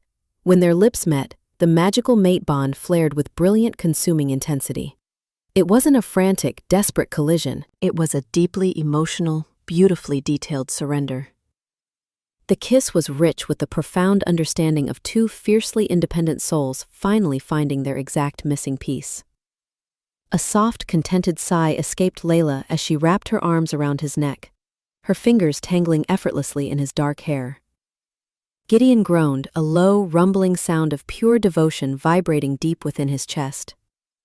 He pulled her flush against his solid frame, his hands sliding down to rest securely on her waist. The flowing sapphire fabric pooled around them like liquid elegance. Every lingering defensive wall Layla had meticulously constructed to keep the world at bay completely dissolved. She surrendered to the overwhelming warmth of his embrace, pouring years of heavily guarded emotion into the connection. Gideon met her vulnerability with steady, unyielding strength, silently promising to protect her brilliantly witty spirit forever. They moved perfectly in sync, a flawless tactical partnership transitioning seamlessly into a profound romantic bond. The world outside the suite, the summit logistics, the territorial disputes, and the arrogant rivals entirely ceased to exist. As the quiet evening deepened, the fearsome Alpha King of the Northern Territories and his fiercely pragmatic Delta Queen claimed each other entirely. It was a union built not on archaic commands or magical dominance, but on absolute equality, profound respect, and an undeniable, deeply intoxicating love. Chapter 21. The impending culmination of the supernatural summit brought a tangible sense of relief to the sprawling Cresthaven Peaks venue. With the final banquet winding down, Layla stood near the central fountain in the grand lobby, back in her impeccably tailored, dark gray workwear. The breathtaking sapphire gown from the previous evening was securely stored in her suite, replaced by the pragmatic necessity of coordinating the late-night logistics. She flipped through the printed manifests on her sleek acrylic organizer clipboard, verifying the final transport schedules. If I have to coordinate one more luggage dispute for the vampire delegation, I might actually scream into a decorative pillow, Layla mused internally, adjusting the volume on her customized summit earpiece. Gideon strolled through the diminishing crowd, his towering frame immediately demanding attention. He wore his signature charcoal-toned suit, the fabric moving with liquid grace. The royal signet ring gleamed securely on his right index finger. As he approached, his grounding scent of roasted coffee beans and worn leather wrapped around Layla, instantly soothing her lingering logistical fatigue. The northern transport vehicles are successfully pre-staged at the loading docks, and the primary panel halls have been securely cleared, Gideon reported, his deep, resonant voice carrying a note of profound satisfaction. You executed a flawless event, Layla. He looks entirely too composed for a monarch who spent the last 3 days navigating endless political grievances, Layla thought, a warm, genuine smile illuminating her features. I had exceptional motivation to ensure everything remained perfectly regulated. Besides, Cody handled the off-site supply warehouse brilliantly. We are merely an hour away from concluding tonight's banquet, which leaves only tomorrow morning's closing ceremony. Before Gideon could offer a romantic rebuttal, a sharp, dissonant static hissed through Layla's earpiece. It wasn't a standard communication error, it was the encrypted emergency frequency. Layla's smile vanished instantly. She pressed 2 fingers firmly against the device, her pragmatic mind shifting into hypervigilance. The scent of fresh apricots and rain-washed cedar flared with undeniable alarm. Security control, confirm that signal, she ordered, her tone adopting a chilling, unquestionable authority. Director, we have a catastrophic perimeter breach, the venue's head of security replied, his voice tight with panic. Multiple hostiles bypassed the eastern service gates. They disabled the outer cameras. It is a rogue faction, and they are heavily armed. This cannot be happening. Not on the final night, right when we were finally safe, Layla thought frantically, her knuckles turning bone-white against her acrylic clipboard. Gideon's sharp jawline tightened, adopting a distinctly lethal edge. His highly attuned alpha senses caught the faint, malevolent aroma of sour blood and decaying leaves drifting through the venue's ventilation system. The rogues were already inside the building, and their scent profile confirmed they were not merely thieves. They were assassins. They are targeting the crown, Gideon stated, his dark eyes scanning the vast lobby. He smoothly unbuttoned his suit jacket, preparing for imminent violence. Layla, you must evacuate through the basement corridors immediately. Lock yourself inside the logistics office with Spike. I am the event planner. I do not abandon my venue, Layla countered fiercely, refusing to retreat. She pressed 2 fingers to her earpiece, broadcasting a venue-wide override. Security control, initiate an immediate, total lockdown of the delegate residential wings. She dropped her hand, her posture unyielding. I am staying right here. The heavy mahogany double doors at the far end of the hall violently shattered inward, splintering into jagged wooden shards across the polished marble.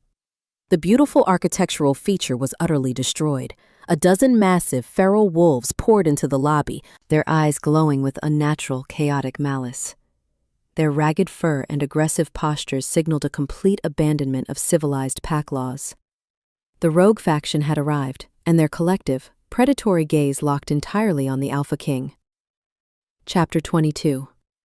The shattered remnants of the mahogany doors lay scattered across the polished marble floor, an irreversible casualty of the rogue invasion. The dozen feral wolves fanned out with alarming tactical precision, instantly forming a lethal semicircle around the central fountain. Their sour, aggressive scent entirely suffocated the remaining floral arrangements, turning the grand lobby into a precarious battleground. Gideon stepped protectively in front of Layla, his towering frame shielding her from their immediate line of sight. He deliberately dropped his charcoal-toned suit jacket onto the carpet, freeing his shoulders for the inevitable combat. They moved past the outer security grid with suspicious ease. Someone on the council provided them with the venue schematics, Gideon deduced internally, a cold, calculating fury settling deep within his chest. I will dismantle every single one of these traitors. The largest of the rogue wolves, a hulking beast with a heavily scarred snout and matted gray fur, stepped forward. He didn't bother shifting into his human form to gloat. His malevolent intentions were abundantly clear. They intended to overwhelm the Alpha King with sheer, unrelenting numbers, assuming a coordinated ambush would compensate for their lack of royal blood. Get to the service elevators, Layla. Gideon commanded softly, his voice a low, vibrating rumble that commanded absolute obedience from anyone but his mate. Do not look back. I will handle this. He genuinely believes I will simply flee and leave him to face a dozen assassins alone. He clearly underestimates my stubbornness, Layla thought fiercely. She carefully set her sleek acrylic organizer clipboard onto the edge of the stone fountain, ensuring it wouldn't be trampled. Gideon didn't wait for her verbal confirmation. The scarred rogue lunged forward, jaws snapping toward Gideon's throat. The Alpha King did not flinch. In a spectacular, terrifying display of raw supernatural power, Gideon shifted. The transition was instantaneous and brutal. His clothing dissolved as his human form was entirely replaced by a massive midnight black wolf. He was a creature of absolute nightmares, standing significantly taller and broader than any of the feral attackers. Gideon let out a deafening, thunderous roar that physically shook the soaring glass panels of the lobby. He met the rogue leader mid-air, his massive paws slamming into the attacker's chest with the force of a freight train. The impact sent the scarred wolf crashing violently into a decorative pillar. The rogue faction operated with a desperate, starved intensity. They lacked formal training, but their wild, unpredictable strikes made them incredibly dangerous. Gideon's midnight black fur bristled as a rogue managed to graze his flank with razor-sharp claws. The minor scratch began to actively scab over, his regenerative abilities beginning the hours-long healing process, but the sheer disrespect of the strike fueled his majestic rage. If they think a few uncoordinated scratches will dethrone the Northern Territories, they are profoundly mistaken. Gideon raged internally, his massive jaws snapping shut on an attacker's foreleg. The sickening crunch of bone echoed loudly, dropping the hostile instantly. Yet, the numerical disadvantage remained a severe logistical problem. As Gideon threw the crippled wolf aside, 3 more rogues synchronized a leap toward his unprotected rear flank. He couldn't pivot fast enough to intercept all of them simultaneously. He braced his massive back legs, preparing to absorb the coordinated impact, fully expecting to endure the onslaught entirely alone. He just hoped Layla had utilized the distraction to escape into the shadows. Chapter 23. Layla did not run toward the service elevators. She remained perfectly still by the central fountain, her unblinking stare evaluating the chaotic skirmish unfolding across the polished marble.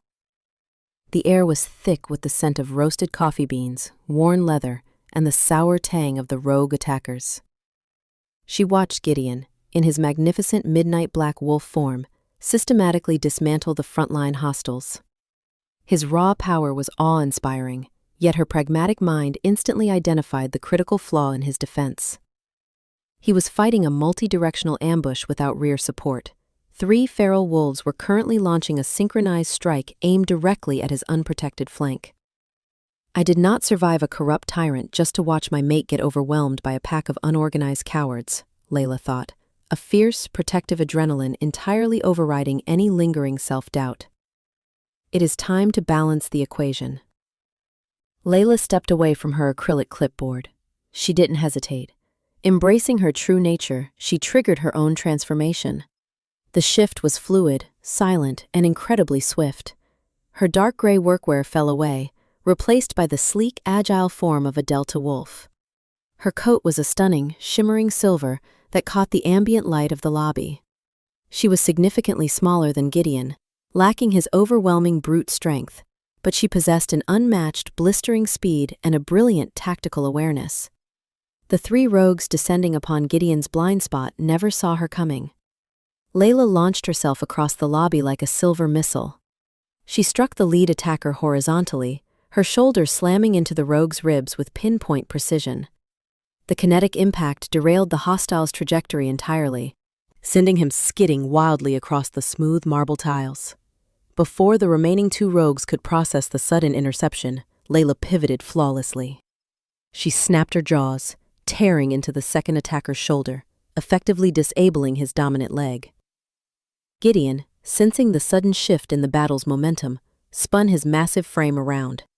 His glowing crimson eyes widened in profound shock as he registered the shimmering silver wolf standing defiantly in his previously vulnerable blind spot. She didn't run. She stayed to protect me, Gideon realized, a surge of overwhelming pride and adoration temporarily eclipsing his battle fury. My beautiful, fiercely independent equal. Layla offered a sharp, communicative bark, snapping his focus back to the immediate threat.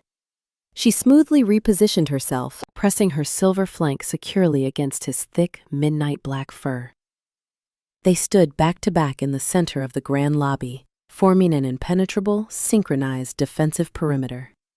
If they want to touch the king, they have to go through the event planner first, Layla mused internally, her silver ears swiveling to track the subtle movements of the remaining rogues. The feral wolves paused, their chaotic advance halted by the sudden display of seamless unity. The contrast between them was visually striking. Gideon's massive, shadowy presence dominated the space, radiating a heavy, intimidating authority. Layla's silver form was a portrait of lethal elegance, her muscles coiled tightly with explosive potential. The scent of fresh apricots and rain-washed cedar blended harmoniously with his rich coffee and leather, creating a unified, overpowering aura that visibly unsettled the feral attackers. They are hesitating. They finally understand the catastrophic error of this ambush, Gideon analyzed, feeling the steady, reassuring warmth of Layla's back against his own. We hold the undisputed advantage. The scarred rogue leader let out a desperate, guttural howl, commanding his remaining fighters to execute a simultaneous, all-out assault. The hostiles surged forward, their claws scraping loudly against the polished stone. Layla bared her teeth, her silver coat gleaming as she prepared to execute her defensive maneuvers with flawless precision. Chapter 24. The grand lobby erupted into a chaotic symphony of snarling jaws and colliding bodies. The remaining rogue wolves launched their desperate, coordinated assault, converging on the center fountain from all directions. However, their unrefined aggression was fundamentally useless against a flawlessly synchronized partnership. Gideon moved like a devastating force of nature. He intercepted the heaviest attackers, using his massive midnight black frame to absorb their initial momentum before violently tossing them aside. His raw, overwhelming strength completely shattered their frontline offensive. Simultaneously, Layla operated with blistering tactical efficiency. She didn't attempt to overpower the larger feral wolves. Instead, she used her sleek silver form to outmaneuver them. When a hostile tried to flank Gideon's left side, Layla darted underneath the attacker's guard, snapping her jaws against their vulnerable tendons. Speed and precision will always dismantle brute ignorance, Layla thought fiercely, executing a sharp pivot to dodge a set of snapping jaws. This is merely another logistical problem requiring immediate resolution. The tag team dynamic was incredibly fluid. Whenever Layla drew an attacker's attention, Gideon would immediately blindside the hostile with a crushing blow. Whenever an enemy tried to overwhelm Gideon, Layla would strike their unprotected rear, forcing them to break their assault. They fought not as two separate individuals, but as a single highly efficient weapon. The scarred rogue leader, realizing his entire faction was being systematically dismantled, made a final desperate gamble. He ignored the Alpha King entirely, launching a vicious surprise attack directly at the smaller Silver Delta, intending to leverage her size against her. He thinks she is the weak link. What a profoundly fatal miscalculation, Gideon observed internally. Not even attempting to intercept the leader, he implicitly trusted his mate's capabilities. Layla saw the scarred beast charging toward her. She did not brace for a direct impact. Instead, she waited until the absolute last possible second. As the massive rogue leapt through the air, jaws wide, Layla dropped low to the polished marble floor. She slid smoothly underneath his flying trajectory, using her upward momentum to strike his exposed underbelly with devastating force. The rogue leader crashed violently onto the hard stone, his breath entirely expelled from his lungs. Before he could attempt to scramble back to his paws, Gideon was there. The massive midnight black alpha pinned the leader to the ground, his heavy paws pressing firmly against the rogue's chest, neutralizing the threat instantly. The remaining conscious hostiles, witnessing their heavily scarred leader completely subdued by the royal couple, immediately ceased their attack. They whined, dropping their bellies to the marble floor in unconditional surrender. The battle was officially over. She is magnificent, an unrivaled queen of the battlefield, Gideon marveled, his glowing crimson eyes reflecting nothing but pure, unadulterated devotion. Layla met his gaze, offering a soft, triumphant chuff. She casually trotted over to the edge of the central fountain, smoothly shifting back into her human form. Her dark gray workwear rematerialized flawlessly. She reached out, retrieving her sleek acrylic organizer clipboard exactly where she had left it. Well, that was certainly an aggressive breach of venue protocol, Layla remarked smoothly, her breathing rapidly returning to normal. She pulled her silver pen from her pocket, clicking it twice. I will need to heavily adjust the final billing to accommodate the replacement of those mahogany doors. Gideon shifted back, his charcoal-toned slacks and white shirt reappearing. He ignored his discarded jacket, gesturing for the arriving venue security teams to take immediate custody of the hostiles. Secure them, Gideon commanded Torin, who stared at the defeated assassins in shock. Gideon turned his full attention back to Layla. The grounding scent of roasted coffee beans mingled victoriously with her fresh apricots. He stepped close, gently taking the acrylic clipboard from her hands and placing it aside. You are truly peerless, Layla, he murmured, pulling her into a fierce embrace, incredibly grateful for their unbreakable partnership. Chapter 25.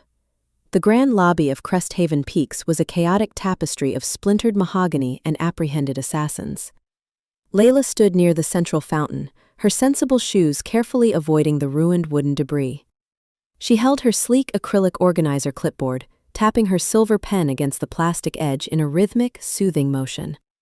If the council attempts to blame my firm for this architectural disaster, I will personally invoice them for my emotional distress, Layla mused quietly, her heart drumming a relentless cadence against her ribs.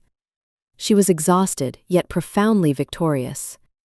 Gideon stood beside her, his white dress shirt bearing a localized crimson stain near his left flank. The minor scratch he had sustained during the skirmish was actively scabbing, strictly adhering to the biological reality that werewolf healing required several hours to completely resolve.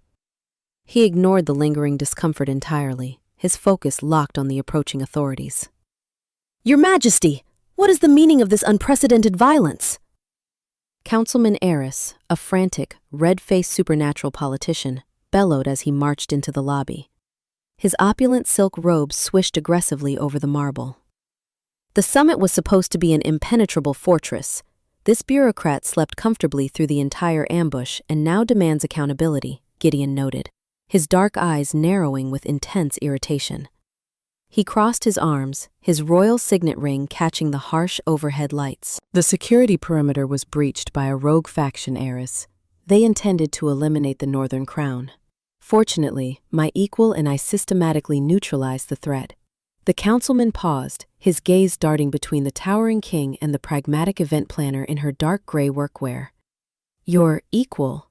You fought them off together. But where is the venue's security detail? We need a comprehensive investigation immediately. This is a catastrophic logistical failure. Layla stepped forward, her piercing gaze effectively pinning the flustered politician in place. She smoothly tapped a command sequence into her customized summit earpiece while securely clutching her acrylic organizer clipboard. The venue's security detail was actively engaged in locking down the delegate residential wings, an emergency protocol I explicitly initiated, Layla clarified, her tone dripping with crisp professionalism. As for your comprehensive investigation, I have just transmitted the high-definition security footage directly to the Council's encrypted server. It captures the entire coordinated ambush within the Grand Lobby, clearly identifying the hostiles before they could disable the interior feeds. Let him try to dispute irrefutable digital evidence, Layla thought, a spark of triumphant satisfaction warming her chest. Numbers and video feeds never lie. Eris blinked at his buzzing communicator, utterly disarmed by her meticulous preparation. I see. The Council will review this footage promptly. We must ensure the summit's reputation remains unblemished in the press. The summit is a resounding triumph, Gideon declared, his resonant voice leaving zero room for debate. He reached down, picking up his discarded charcoal-toned suit jacket from the marble floor. He draped it casually over his uninjured arm. The treaties are signed, the delegates are securely isolated, and the hostiles are currently being transported to the northern detention facilities by my lead liaison, Torn. The councilman nodded hurriedly, thoroughly intimidated by the Alpha King's unyielding authority, and retreated toward the temporary administrative offices to salvage his own political narrative. Gideon turned to Layla, the tension in his sharp jawline softening instantly. The rich scent of roasted coffee beans and worn leather wrapped around her, providing a comforting anchor amidst the lingering chaos of the lobby. You possess a remarkably intimidating presence when you wield that clipboard, Gideon murmured, his dry sense of humor finally resurfacing. Bureaucracy is an incredibly potent weapon when applied correctly, Layla replied, a genuine smile breaking through her professional facade. She pressed 2 fingers to her customized Summit earpiece, checking the internal frequencies. Now, I just need to await my brother. He is undoubtedly speeding back from the supply warehouse right now. Chapter 26. The tires of the plum-colored sedan squealed loudly as Cody violently parked the vehicle near the venue's loading dock. He scrambled out, his secondary earpiece buzzing with the frantic aftermath of the venue-wide lockdown. He sprinted through the staff corridors, the heavy brass master set of warehouse keys clanging noisily against his hip. I left her alone. I let her isolate me to protect my cowardly pride, and now the entire lobby is a war zone. Cody agonized silently, a cold wave of profound guilt washing over his lively features. He burst through the swinging service doors and skidded to a halt at the edge of the grand lobby. His jaw dropped. The shattered mahogany doors were a glaring testament to the sheer violence that had occurred. However, sitting calmly on the edge of the central fountain was Layla, her dark gray workwear perfectly intact, conversing quietly with the Alpha King. "Layla!" Cody shouted, sprinting across the marble. Layla stood up immediately, her scent of fresh apricots and rain-washed cedar blooming with genuine relief. She caught her younger brother in a fierce, reassuring hug. "I am completely fine, Cody," Layla promised, patting his back before stepping away. She retrieved her acrylic organizer clipboard from the fountain ledge. The rogue faction is contained. The security footage is safely in the hands of the council. Cody looked at Gideon. He noticed the drying crimson stain on the king's white dress shirt, indicating a recent, actively scabbing injury. "You fought them, both of you, and I was organizing premium tablecloths on the other side of the city." He looks entirely devastated by his perceived failure, Gideon realized, a gentle wave of empathy replacing his usual stoicism. He is fiercely loyal to his sister, an incredibly rare trait in modern packs. "Your tactical reassignment was my specific directive," Layla stated firmly, tapping her silver pen against her clipboard to command his attention. "By locking down the off-site facilities the moment the emergency broadcast triggered, you ensured our firm's entire inventory remained untouched. You performed your logistical duties flawlessly." "You don't have to protect my feelings, Layla. I am a beta. I should have been here to defend my family," Cody insisted, his shoulders slumping in defeat. He needs a monumental distraction before he spirals into an endless pit of self-recrimination, Layla decided, her pragmatic mind pivoting instantly to a long-term solution. Actually, Cody, your flawless management of the supply warehouse today proved a highly significant point, Layla countered, her tones shifting into a formal, authoritative register. I have recently acquired some rather intensive, long-term commitments in the Northern Territories. She gestured smoothly toward Gideon, who offered a subtle, deeply affectionate nod. The royal signet ring gleamed as he rested his hand gently on the stone ledge. Running the daily operations of this firm will require a director who intimately understands our specific brand of event planning, Layla continued, looking her brother directly in the eyes. I am officially handing you the operational reins of the company, Cody. You are the new logistics director.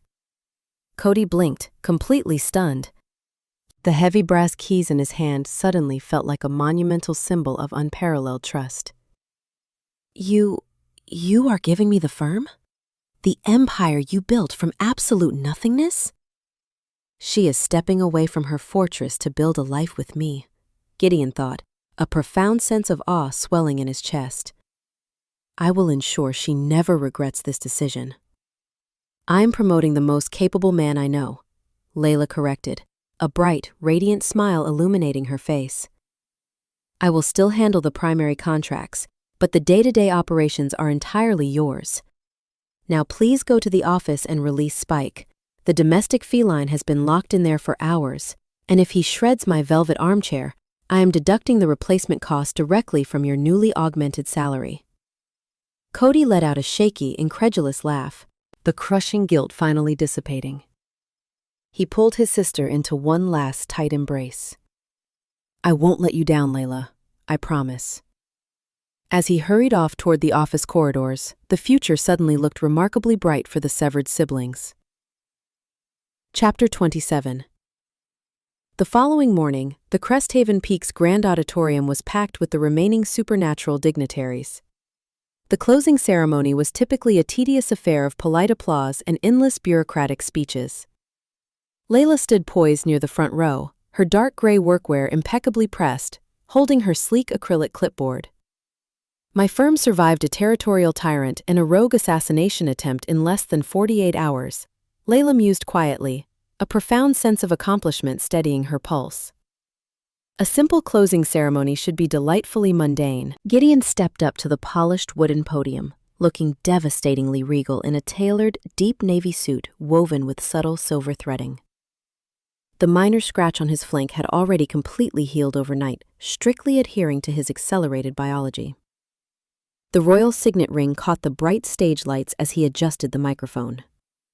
Esteemed delegates, Gideon's rich, resonant voice echoed across the silent room. This summit has proven the undeniable necessity of unity. We have faced unprecedented challenges, yet we emerged substantially stronger. He paused, his dark eyes locking directly onto Layla. The comforting scent of roasted coffee beans and worn leather drifted over the front rows. However, the Northern Territories will no longer navigate these challenges alone. I have found my mate. Layla, the brilliant architect of this summit, will stand beside me as your queen. A collective gasp rippled through the auditorium. The supernatural community was fiercely entrenched in archaic hierarchies. Murmurs of shock rapidly escalated into a chaotic hum of disjointed conversations, the delegates completely bewildered by the sudden announcement.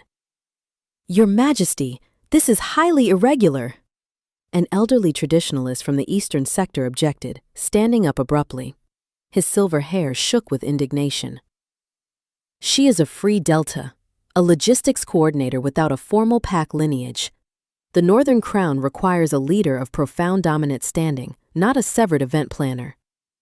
They simply cannot fathom a world where a woman's intellect is valued higher than her magical pedigree, Layla noted internally, her sharp eyes fixing coldly on the complaining traditionalist. She didn't flinch. She simply waited. Gideon did not roar. He did not release a suffocating alpha aura to force the room into submission. Instead, he leaned forward, his expression transforming into a mask of lethal, quiet authority.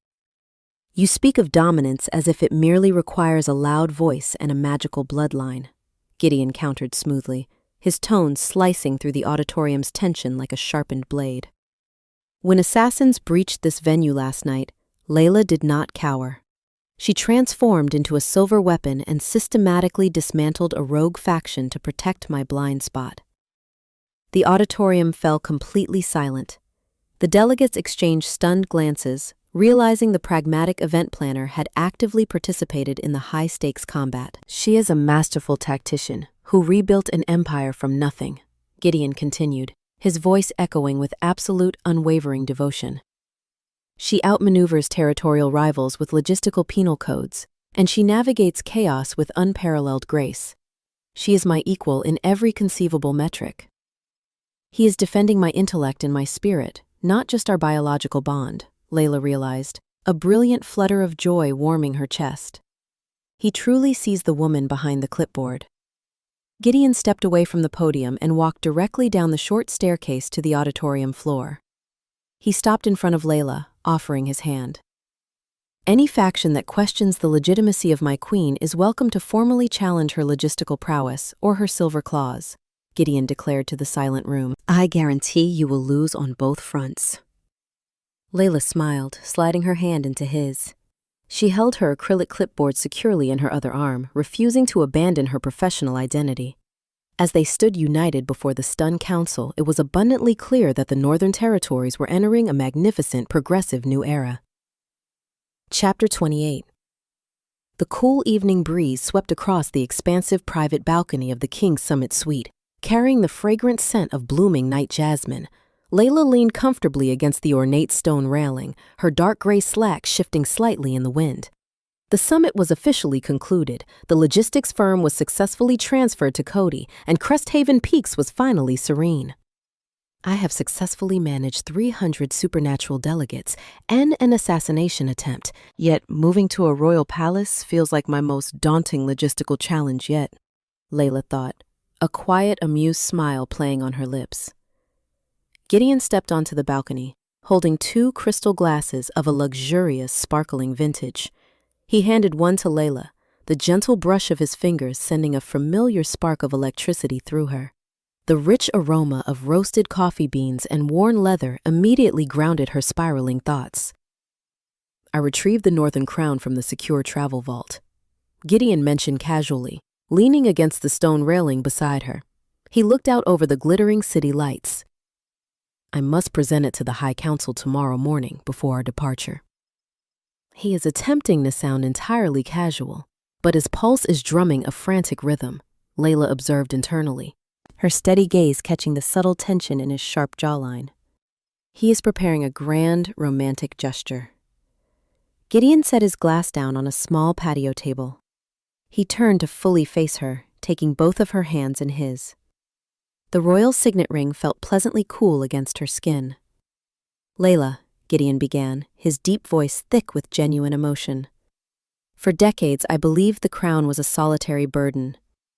I assumed I would forever navigate the treacherous waters of politics entirely alone.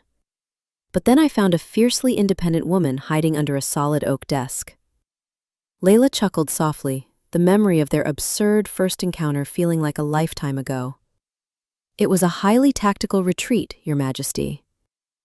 It was the most profound moment of my life, Gideon corrected gently, his dark eyes shining with absolute reverence. You challenge me. You protect my blind spots, both on the battlefield and in the council chambers. I want to spend the rest of my days ensuring you never have to fight for your independence again. I want to give you the world. He turned toward the small patio table, preparing to officially present the ancient, beautifully crafted crown from its velvet box, as a symbol of their shared reign. Gideon blinked. He frowned, his hands hovering over the table where he had placed the artifact just moments before. The velvet presentation box was entirely empty. Is there a logistical issue, Gideon? Layla inquired, her eyebrows raised in mild amusement. Before the Alpha King could answer, a soft, rhythmic clinking sound echoed from the shadowed doorway of the suite. Spike the domestic cat sauntered onto the balcony, his tail held high in an expression of absolute feline triumph. Clamped firmly between his teeth was the invaluable, jewel-encrusted Northern Crown. The ancient artifact dragged slightly against the tiles as the cat paraded his ultimate prize. This animal possesses a genuinely terrifying level of stealth, Gideon realized, utterly bewildered by the feline's audacity. He bypassed a secure travel vault to steal a monarchy. Spike, Layla sighed, her professional demeanor fracturing into pure, unadulterated laughter. The melodious sound echoed brightly under the stars. That does not belong in your secret stash under the office sofa. Gideon stared at the cat, then back at his fiercely pragmatic, brilliantly witty mate.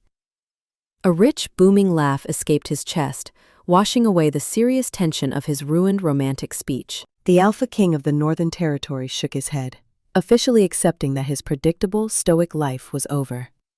He walked forward to bribe the feline thief, entirely ready for the magnificent, chaotic future awaiting them.